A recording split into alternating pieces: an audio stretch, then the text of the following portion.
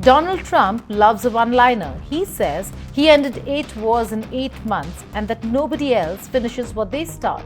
This is one of 8 wars that my administration has ended in just 8 months. We're averaging one a month. There is only one left.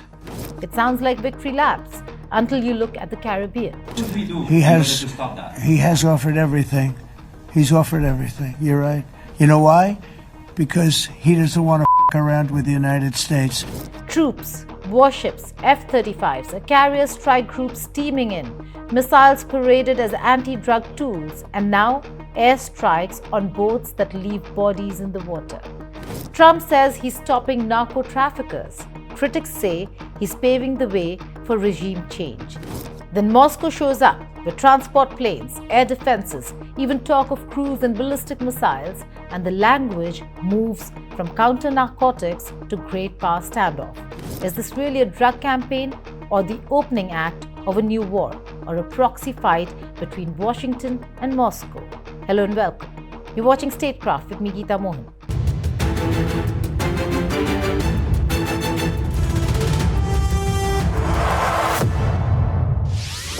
Trump boasts of ending wars, Armenia, Azerbaijan, India, Pakistan, Israel, Hamas and more, while his second presidency has rebuilt the US muscle in the Caribbean. The official line: seize drugs, stop narco-terrorists, protect the homeland. The visible reality: carrier groups, special ops vessels, covert CIA authorizations and repeated strikes that killed dozens. Russia answers with military flights to Caracas, weapons talk, and promises of help. So who is policing drugs and who is policing influence? Is the US fighting cartel boats, or are we watching two global powers test each other in America's backyard? Trump's slogan used to be "No new wars." He shouted it, crowded it, and built an image of a commander who ends conflicts. Yet, here he is again, the biggest US military buildup in the Caribbean in decades, strikes at sea that leave bodies, and talk of seizing oil fields and toppling a government. The contradiction is stark and naked. A president who claims peacemaker status now presides over strikes, covert missions, and a massive forward posture.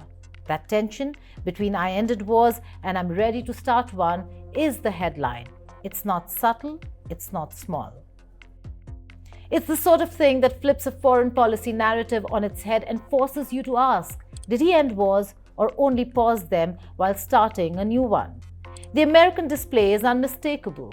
Aircraft carriers, destroyers, amphibious ships, attack submarines, F-35s, B-52s, AC-130s, and MQ-9 drones, all amassed within reach of Venezuela. Bases and airfields in Puerto Rico and the Virgin Islands show upgrades and activity. A floating base that carries special forces sits in the area. Ships capable of landing troops and helicopters have been seen.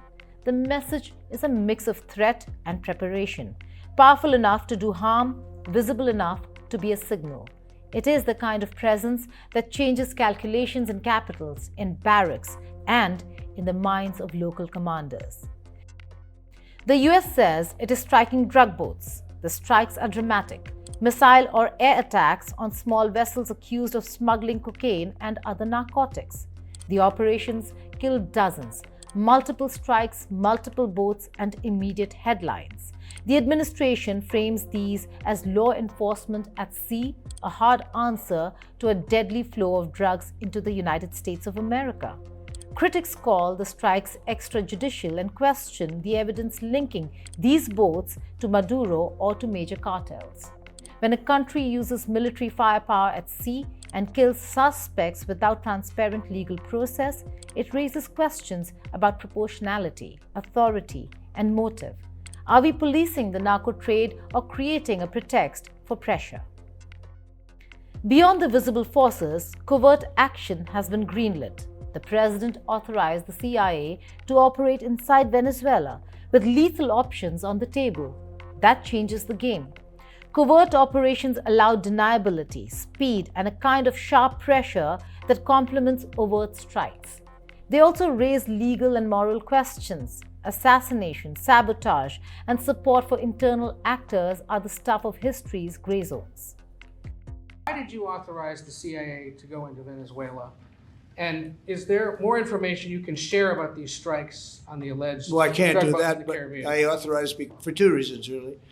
Number one, they have emptied their prisons into the United States of America. They came in through the, they came in through the border. They came in because we had an open border policy. And as soon as I heard that, I said, a lot of these countries, they're not the only country, but they're the worst abuser.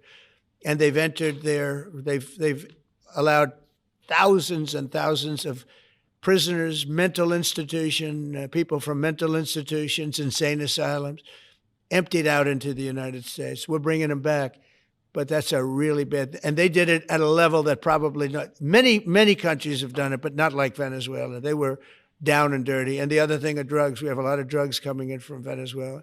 And a lot of the Venezuelan drugs come in through the sea, so you get to see that. But we're going to stop them by land also. When covert action sits next to carrier strike groups, the rhetorical argument about fighting drugs starts to sound thin. Covert tools are powerful leverage for regime change, and that possibility puts Venezuela and the entire region on a different footing. Trump government has labeled Maduro a narco-terrorist and put a $50 million bounty on his head. Language matters. Narco-terrorist is not simply insulting. It is a legal and political categorization that justifies an extraordinary response in the eyes of policymakers. Today, the Department of Justice and State Department are announcing a historic $50 million reward for information leading to the arrest of Nicolas Maduro. Maduro uses foreign terrorist organizations like TDA, Sinaloa, and Cartel of the Suns to bring deadly drugs and violence into our country. To date, the DEA has seized 30 tons of cocaine linked to Maduro and his associates, with nearly 7 tons linked to Maduro himself, which represents a primary source of income for the deadly cartels based in Venezuela and Mexico. He is one of the largest narco traffickers in the world and a threat to our national security. Therefore, we've doubled his reward to $50 million. Under President Trump's leadership, Maduro will not escape justice, and he will be held accountable for his despicable crimes. The bounty is a real escalator. It makes capture a priority and signals that removing Maduro is not only desirable but actionable. That rhetoric tightens the embrace between counter-narcotics policy and regime change strategy, blurring lines that used to be clearer before. Enter Russia. A high-ranking Russian lawmaker proudly declares deliveries of air defenses to Caracas. Panzer S-1s, Buk M2E, S-300 VMs already there. Su-30 fighters in place. He doesn't stop at decades-old hardware. He floats the possibility of delivering long-range standoff weapons, even caliber cruise missiles or Oreshnik-class systems. There's a transport plane that flew a long, circuitous route to Caracas. No one has publicly verified every cargo detail, but the message is enough. Russia is publicly and loudly backing Maduro with military gear and offers to escalate if needed. That's no small matter when US forces are massed nearby. Cualquier fuerza militar del mundo sabe el poder de los iglas. Y Venezuela tiene nada más y nada menos que 5.000 iglas en los puestos claves de la defensa antiaérea para garantizar ¿qué? La paz, la estabilidad, la tranquilidad de nuestro pueblo. Más de 5.000. Y el rancho ardiendo. Para el que entendió, entendió. Y estos equipos de simulación nos colocan en una situación de buena puntería de miles de operadores de iglas que tenemos hasta en la última montaña, hasta en el último pueblo, hasta en la última ciudad que usted ni se imagina del territorio venezolano, de norte a sur, de este a oeste, que tiene que ser una patria inexpugnable. Que nadie se meta con Venezuela, que nosotros no nos metemos con nadie. Think about the Cold War. One superpower moves, the other counters. Cubbyholes of influence become battlegrounds. Now imagine the Caribbean, North Central Europe. The US builds up in Puerto Rico and the Virgin Islands. Russia brings air defenses and talks of missiles. That calculus creates mutual vulnerability. A strike against one side's assets could be read as a strike against the other's patrons. Suddenly, an anti-drug operation can be reframed as a strategic collision of great powers. Old playbooks, deterrence, signaling, proxy maneuvers reappear. It's not the same as the old Cold War, but the outlines feel close enough to be dangerous. This is not just about drugs. Venezuela sits on massive oil reserves and sits close to a vital canal and sea lanes. Control of energy resources and influence in Latin America are strategic prizes. China and Russia have been deepening ties with Caracas. The US sees that as an erosion of its backyard influence. That makes every naval move, every weapons deployment, and every diplomatic threat double as a play for long-term advantage.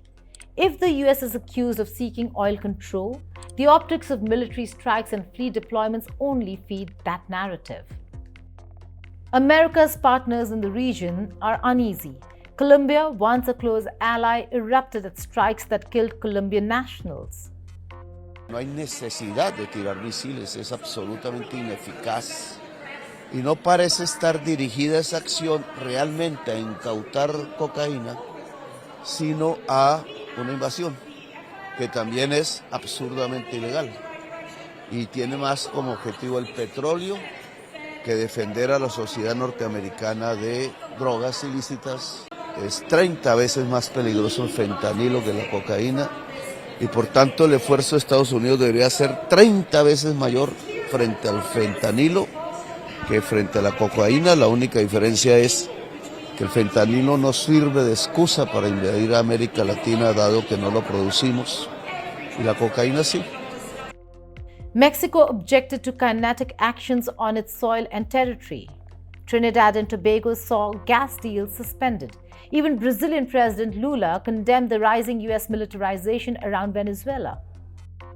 Então nós vamos tentar, na CELAC, discutir essa questão da Venezuela, discutir essa questão da participação das Forças Armadas americanas nos mares do Caribe. O problema que existe na Bolívia é um problema político que deve ser resolvido na política.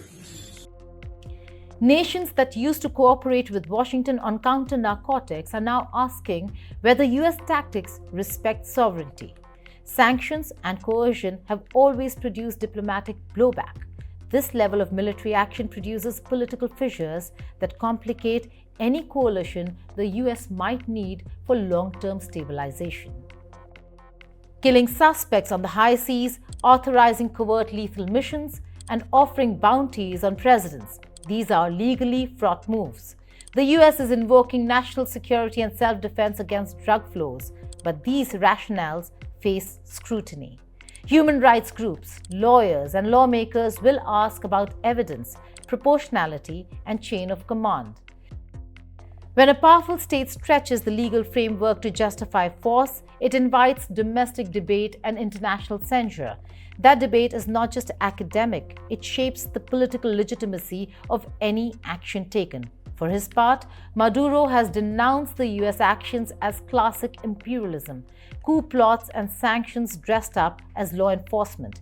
He's mobilized security forces and loyal militias, invoked anti-imperialism, and leaned into his alliances with Russia, Cuba, and China.